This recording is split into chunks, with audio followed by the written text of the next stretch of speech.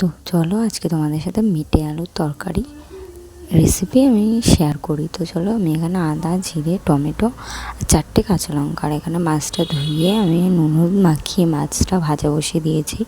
আর এখানে মেটে আলুটা আগেই দেখলাম আমি সেদ্ধ করে নিয়েছি, এবার ভেজে নেবো। মেটে আলুটা ভেজে মেটে আলুটার মধ্যে একটু হলুদ দিয়ে দিয়েছি। মেটে আলুটা ভেজে নেবো ভালো করে। ভেজে এবার আমি কী করবো, মেটে আলুর ভেতরে ওই ইয়েটা দিয়ে দেবো, মশলাটা যেটা পেস্ট করে রেখেছি ওটা দিয়ে দেবো।